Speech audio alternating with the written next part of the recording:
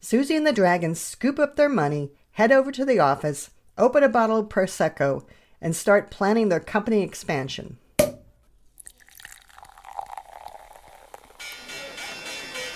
Back at the stock exchange, though, the fun is just beginning.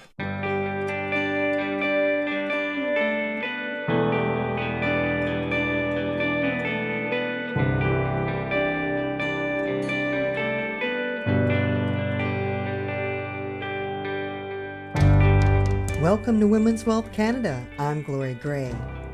Today we're continuing our series called A Girl Needs Cash.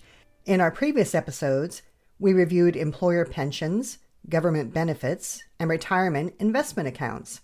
Today we'll talk about how to create streams of income from investments that pay you dividends. It's like creating an ongoing paycheck for yourself.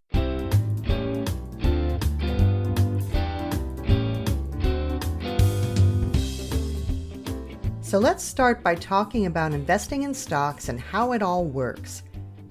I've been asked, how did I get into the field of investment advising? I chose to obtain a Bachelor of Science degree in investing back in the day. Why? Because I've always been inspired by the concept of starting a business from scratch with just an idea that will help make people's lives better, growing that business, and then ultimately issuing shares of stock so other people can invest in your business and make money from it. That's always inspired me. I think many of us are confused, though, about how stocks are created. It can just seem like a big gambling casino. So let's run through a story to help illustrate what stocks really are and how you can make money investing in stocks. Have you ever watched the TV show Dragon's Den or its U.S. counterpart, Shark Tank? On that show, entrepreneurs pitch their business ideas to a panel of successful business people. The idea is that entrepreneurs want to grow their business, and they can do it faster if they engage the expertise of these panel members. In exchange for helping the entrepreneurs build their business, the panel members get something in return. One of the things the panel members can receive in exchange is a percentage of ownership of the company. A company, even in its early stages, has worth, right? It has the value of all the widgets it sells, all the raw materials, and it also has the value of its potential future revenues. So let's say we have an entrepreneur named Susie, and Susie has a great business that she has grown for a few years selling vegan handbags. It's called Better Bags. Now she wants to grow it faster by having a factory start producing them rather than sewing them herself, but she doesn't have any connections and she doesn't have the money she'll need to buy all the materials she needs. So she goes on Dragon's Den, and one of the dragons agrees to help her produce the bags. In exchange, the dragon receives a 20% ownership in the company. More time passes. Now Susie's business is really taking off. She's starting to earn $100 million in revenue, and their brand is recognized everywhere. Susie's become a media darling. Both she and the dragon she brought into the business with her are making money. They decide they want to really grow the business and expand across several countries. To do this, they need more money, a lot of money. So they decide to sell stock to the public. And this is called an initial public offering, or an IPO. When they do that, they will go from being a private company, one that's owned by Susie and the Dragon, to a public company, one that anyone can buy a piece of. So how do they do that? Do they just print off a bunch of paper and head over to a street corner and say, want to buy a piece of my company? No. What they do is they hire an investment bank. In the States, that would be an institution like Goldman Sachs. In Canada, our large banks have an investment and banking divisions.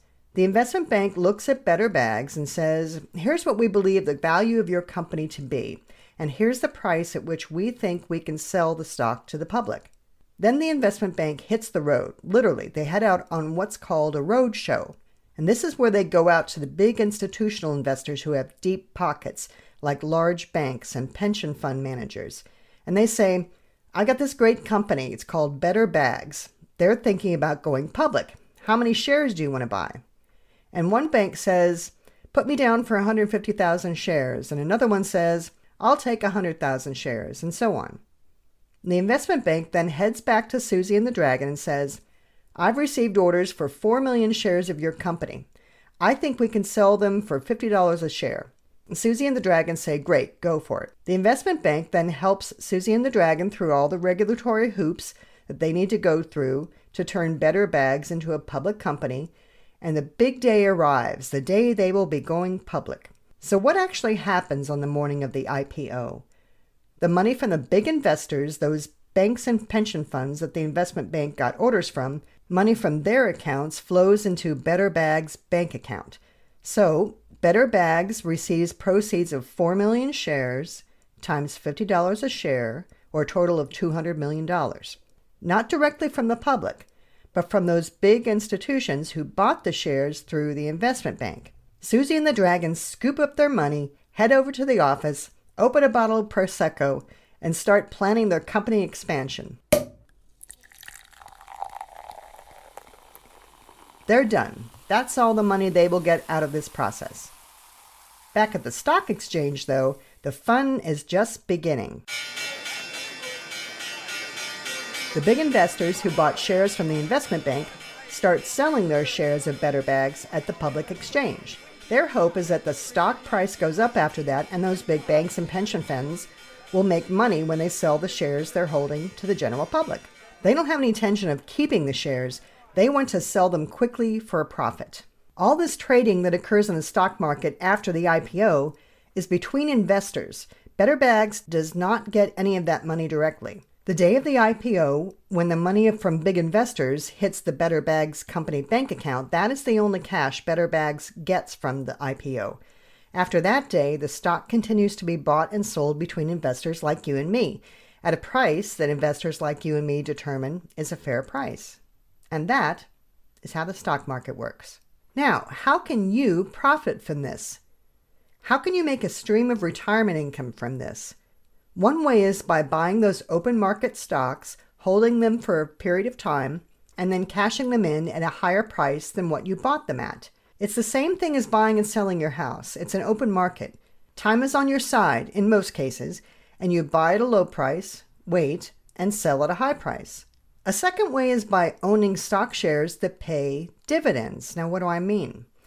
Let's go back to Susie and the Dragon. They just received $200 million when they took their company public. They used that money to expand the business.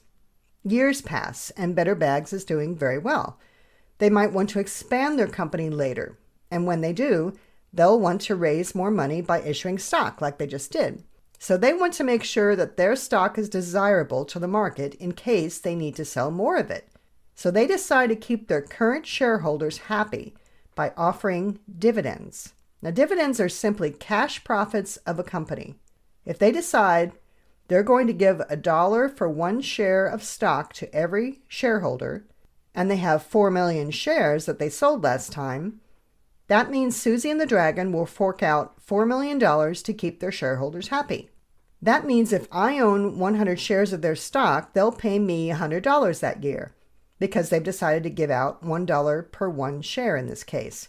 The great thing about that is they're sending me money and I didn't have to sell the stock to get it. I can continue to hang on to the stock and hope it appreciates in value before I decide to sell it. And that is the beauty of dividends. You receive money for a stock you own and you don't have to get rid of the stock to get that money. Your investment makes money while you sleep. The problem with buying individual stocks, though, is it takes a lot of time to research and stay on top of. Each of the stocks pays dividends at a different time, usually quarterly. So if you want to receive monthly payments, you will have to find stocks that don't pay at the same time. They also pay different amounts. What I prefer to do, what I find much easier to manage, is to purchase what's called an exchange-traded fund. Now that is a basket of stocks that you can invest in for a bargain price compared to what it would cost you if you owned each individual stock. That basket itself is traded on the stock exchange, and you can purchase it for the market price. Here's an example. Let's say Jane wants to create a stream of $500 a month in dividend income for herself. She sees that Royal Bank of Canada stock paid $4.32 last year in dividends per share. Now, one share of RBC's stock costs about $127 right now. So in order for her to receive $500 a month in dividends from owning this stock, she'll have to buy 1,400 shares. And that's about $177,000 if each share costs $127. Or she could go out and buy a basket of stocks that are held in a fund, an exchange-traded fund such as Vanguard Canadian High Dividend Yield Index ETF. That fund paid $1.50 in the year 2020 in dividends per share. And you might say, well, that's less than the $4 a share RBC was paying me, Glory. Yes, but the price of this exchange-traded fund is only $40 right now, not $127 like RBC stock. So in order to earn $500 a month, Jane will need to buy 4,000 shares at $40 of the ETF. So she'll be spending $162,000 instead of $177,000. And now she owns a basket of stocks that right now includes stocks from all 5 Canadian banks, not just one, plus a few other companies. Quick disclaimer here, past performance may not be indicative of future results, and dividends are not always guaranteed. Every year, the company behind the stock decides if and how much it will distribute to you, its shareholders, in the way of dividends. And that's another reason I think to invest in a basket of stocks, an exchange-traded fund, rather than one single stock. You're hedging your bets. But the choice is yours. You can research and purchase individual stocks yourself, or use the one-stop shop method of purchasing a basket of stocks through an exchange-traded fund. Either way, you're creating a dividend paycheck for yourself, making your money work for you while you sleep, without having to sell your original investment. That's it for today. Join me next time as we wrap up this series. And what are we learning, ladies? The girl needs cash.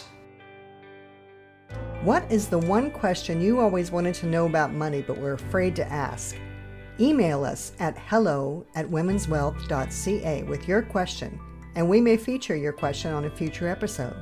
Until next time, this is Glory Gray, your personal trainer for financial fitness, telling you to take charge of your finances, plan for the future, but most of all, enjoy today. And bye for now. This podcast is for informational purposes only and should not be construed as investment, tax, or legal advice. It is not an offer to sell or buy, or an endorsement, recommendation, or sponsorship of any entity or security cited. Mutual funds offered through Portfolio Strategies Corporation. Other products and services provided through Glory Gray Wealth Solutions.